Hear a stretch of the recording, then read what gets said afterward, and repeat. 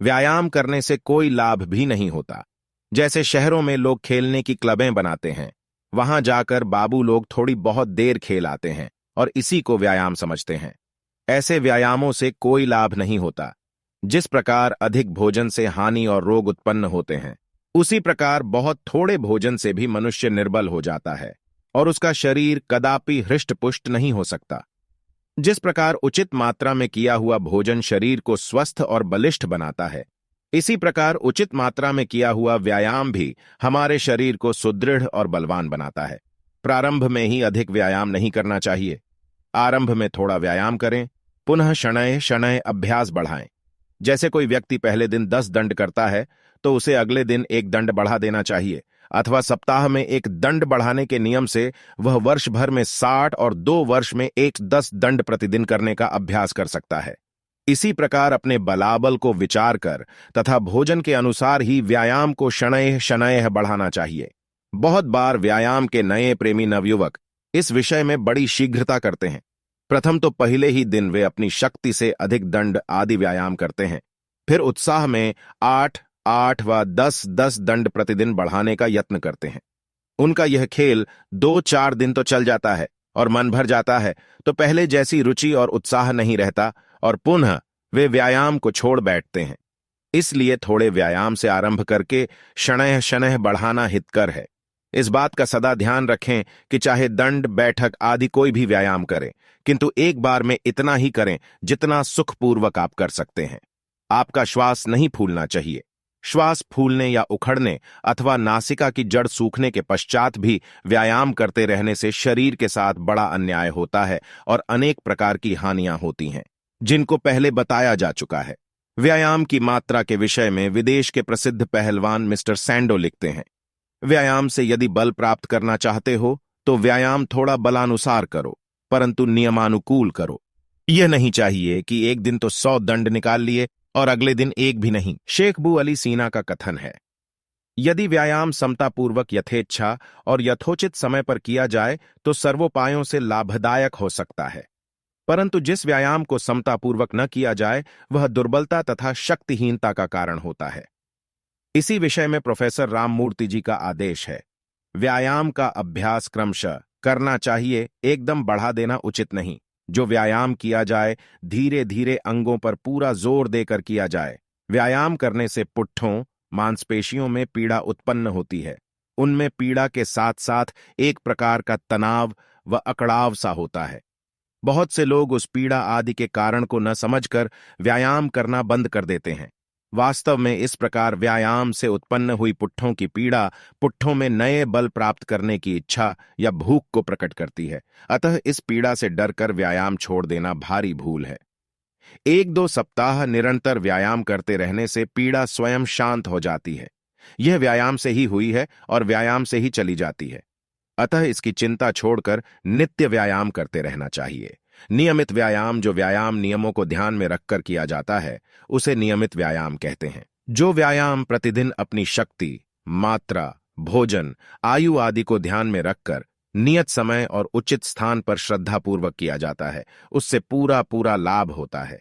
कोई व्यक्ति यदि 1 दिन व्यायाम करके 2 दिन व्यायाम नहीं करता अथवा 2 सप्ताह करके पुनः 1 सप्ताह के लिए छोड़ देता है और एक दिन प्रातः 6 बजे, दूसरे दिन 5 बजे और तीसरे दिन 7 बजे करता है और किसी दिन अधिक और किसी दिन न्यून व्यायाम करता है, उसे इस प्रकार व्यायाम करने से यथेष्ट लाभ नहीं होता, किंतु लाभ के स्थान पर हानि होती है। मिस्टर सैंडो पहलवान लिखते हैं, सड़क कूटने वाले सारा दिन सड़कें कूटते कूटते मानो व्यायाम ही करते रहते हैं, परंतु वह एक दूसरे की अपेक्षा ऐसे हृष्ट-पुष्ट नहीं होते जैसा कि होना चाहिए।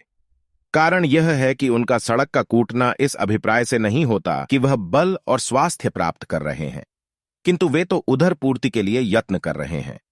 इस पर भी वे व्यायाम न करने वालों से स्वस्थ और बलवान होते हैं, क्योंकि व्यायाम अपना गुण तो अवश्य करता है। यदि इसके साथ मन की शक्ति भी होती तो फिर क्या था। सड़क कूटने वालों के समान लोहार भी दिन भर हथौड़ा चलाकर परिश्रम करता है, किंतु उसके भुजदंड और पुट्ठे नियमित व्यायाम करने वाले पहलवान के समान सुदृढ़ और पुष्ट नहीं होते और न ही उसका शरीर वैसा स्वस्थ और बलयुक्त होता है। आलसी मनुष्यों की अपेक्षा तो लोहार आदि का शरीर स्वस्थ और दृढ़ ही होता है। क्योंकि परिश्रम व कार्य का फल तो उसे मिलता ही है। किंतु व्यायाम करने वाला पहलवान नियम से प्रतिदिन सायं प्रातः कुछ काल ही व्यायाम करता है। यह नियमित व्यायाम उसके शरीर को सुडौल, सुंदर, स्वस्थ, बलयुक्त बना देता है, क्योंकि व्यायाम व्यायाम ही है और कार्य कार्य ही है। लोहार व सड़क कूटने वाले के कार्य को अनियमित व्यायाम कहा जा सकता है, क्योंकि वह बल और स्वास्थ्य वृद्धि के लिए नहीं किया जाता और न ही उसमें स्वास्थ्य के किसी नियम का ध्यान रखा जाता है। व्यायाम की इच्छा शक्ति, व्यायाम से पूरा लाभ उठाने के लिए पूर्ण मन लगाकर व्यायाम करना चाहिए। व्यायाम करते समय अपनी इच्छा को पूर्णतया शरीर के अंगों की ओर लगाना चाहिए।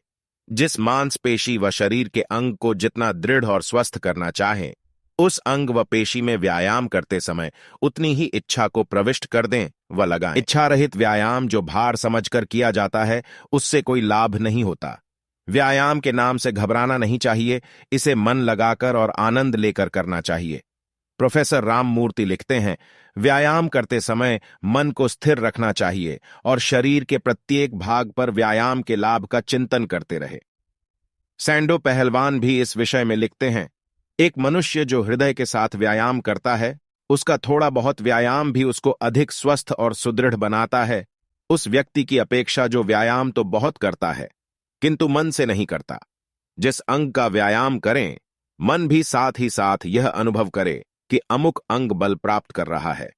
इस प्रकार व्यायाम करने से मन की दृढ़ता प्रबल भावना के कारण मनुष्य के अंग प्रत्यंग बड़े शीघ्र ही सुंदर, सुदृढ़, स्वस्थ और सुडौल बन जाते हैं।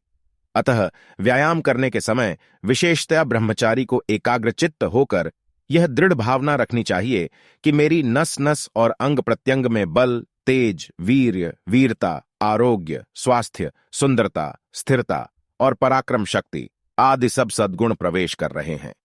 मेरा शरीर उन्नत, हृष्ट-पुष्ट और बलिष्ठ हो रहा है। इस संकल्प का असाधारण प्रभाव पड़ता है, जिसको मनुष्य अनुभव से ही जान सकता है। जो लोग बहुत शीघ्रता और द्रुत गति से व्यायाम करते हैं और व्यायाम में मन की शक्ति का प्रयोग नहीं करते, वे बहुत थोड़ा लाभ उठाते हैं। अतः व्यर्थ का भार, बेगार समझकर व्यायाम करना केवल मूर्खता ही है। इसलिए शनैः शनैः सावधानी से विधिपूर्वक मन लगाकर व्यायाम करना चाहिए। प्रोफेसर राममूर्ति तथा सैंडो ने इसी कार्य के लिए बड़े शीशे का प्रयोग करना लिखा है।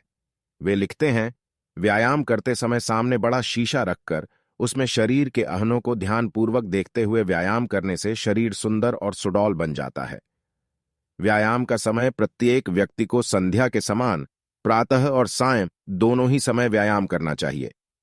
ये दोनों ही समय अच्छे हैं। अपेक्षाकृत प्रातःकाल का समय अधिक अच्छा है और ब्रह्मचर्य की साधना के लिए अच्छी लगन के ब्रह्मचारी रात को सोने के समय भी कठोर थकाने वाला व्यायाम करके सोते हैं। इससे स्वप्न रहित गाढ़ निद्रा आती है और स्वप्न दोष आदि के द्वारा वीर्यनाश नहीं होता। सायंकाल व सोते समय जब भी व्यायाम करें, यह अवश्य ध्यान रखें कि खाया हुआ भोजन पच चुका हो और पेट हल्का हो, अर्थात मलमूत्र त्याग के पश्चात ही व्यायाम करना चाहिए। ग्रीष्म काल में तो प्रातःकाल सूर्योदय से पहले ही निबट जाना चाहिए। गर्मी की ऋतु में सूर्योदय के पश्चात तथा सायंकाल कठोर और बहुत अधिक व्यायाम नहीं करना चाहिए। प्रातःकाल तो सदैव स्फूर्ति, उत्साह उत्पन्न करने वाला हल्का व्यायाम, दौड़, आसन आदि करना चाहिए, क्योंकि प्रातःकाल बहुत अधिक और कठोर व्यायाम करने से श्रम, थकावट के कारण आलस्य, तंद्रा व निद्रा तंग करती व सताती है, जिससे दिन के कार्यों में बाधा पड़ती है। व्यायाम सदैव स्नान से पूर्व करना ही अच्छा रहता है, किंतु व्यायाम के पीछे कुछ देर ठहरकर शरीर को ठंडा करके स्नान करना चाहिए। व्यायाम करने से जब शरीर उष्ण हो और स्वेद, पसीना आया हुआ हो, तो उसी समय स्नान करने से हानि होने की संभावना है। किसी विशेष अवस्था व शीतकाल में स्नान के पीछे भी व्यायाम किया जा सकता है। यदि स्नान के पीछे व्यायाम करना ही हो तो संध्या से निबटकर ही करना चाहिए।